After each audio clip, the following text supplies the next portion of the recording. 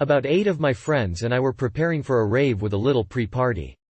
We did a few lines of CKs and just sat around socializing. At 8 p.m. about 4 of my friends dosed on 2CT7. I was driving the 2 hours to the rave and decided not to dose. In hindsight, it was the smart choice. I pocketed 1 hit of ecstasy and 1 of 2CT7, and I drove while my friends began to battle the funk of the 2CT7 transition. 11 p.m. Entered club. Dosed 1 pill of ecstasy 11:5 p.m. 1 a.m. Contently euphoric I raved for a few hours. The music was great, of course, and the energy of the entire club began to rise as doses were taking effect and people began to roll. By now my friends who have dosed on 30 mg of 2CT7 are really rolling. Actually 2 of my friends never got anything out of their dose. Their demeanor is mixed with states of confusion, blank looks, and euphoric reaction to the music and lights of the rave. 1 a.m. Dosed 30 mg of 2CT7. I continue to rave and navigate in and out the crowd. I begin to sweat profusely, partly due to dancing non-stop for the last few hours and partly due to the ecstasy detoxifying out of every pore on my body. 2 a.m. Feeling dehydrated and faint, I get a bottle of water. It seems to evaporate the minute it touches my tongue. I decide to find my friends up on the balcony and sit down for a while. After navigating the stairs and avoiding clusters of confused, hyperventilating kids huddled together, I find my friends sitting down in some fold-out chairs overlooking the dance floor. 2:5 a.m. I begin battling the funk of the transition. I'm gulping air and holding onto the arm rests of the chair. I begin to really sweat and can't keep my head up.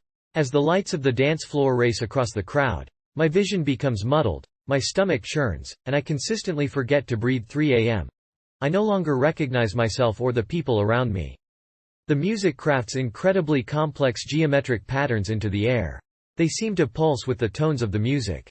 The dance floor becomes a writhing orgy of people. Occasionally some people morph into hideous beasts dancing in a tribal fury. Interestingly, specific colors of the light show produce repeatable hallucinations.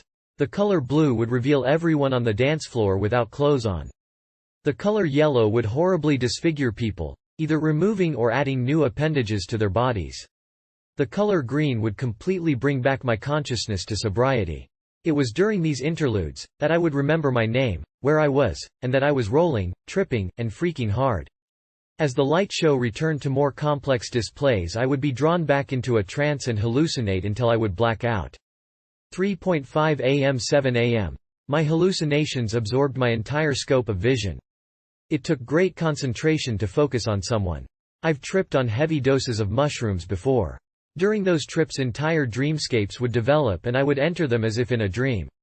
Tripping on 2CT7 was similar, but the dreamscapes were in the context of the rave. The scene never changed but the people, their actions, and my reactions were all crafted inside my dreamscape. I could not tell the difference between my thoughts and reality, they were one and the same. I never got back to the dance floor the rest of the night. At one point though I remember finding myself standing, staring into blank space in the middle of the dance floor. I couldn't remember how I got there, so I quickly returned to the refuge of my chair on the balcony. Every time I think I'm peaking, the trip just gets harder and harder.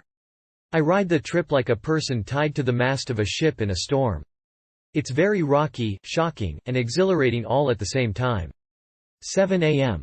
The lights came on and security began herding us out. I'm still tripping at full strength when I step out onto the streets watching families in their church clothes walking down the street to Easter Mass. I find my friends and we get into the car and drive back.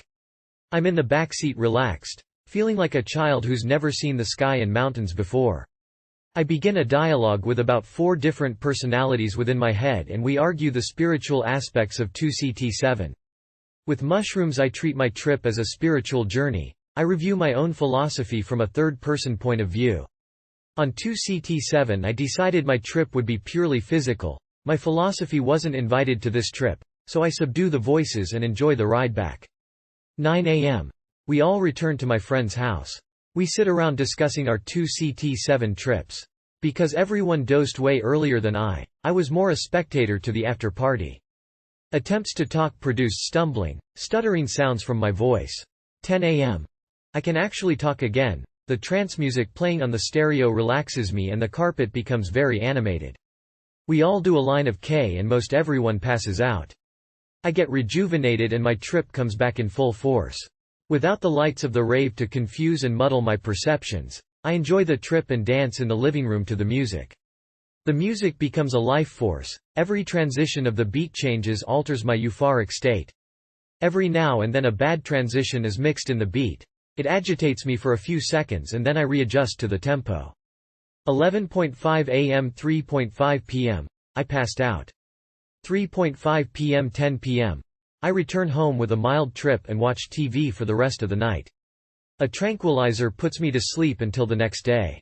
My trip on 2TC7 was the most intense hallucinogenic trip I ever had. Although I had a strong mindfuck, it wasn't as bad as a 1/2 Oz of mushrooms. I recommend taking it early, like 4 hours prior to attempting to exist. That'll give you time to be digested through the transition. After that, steady yourself for an incredible experience.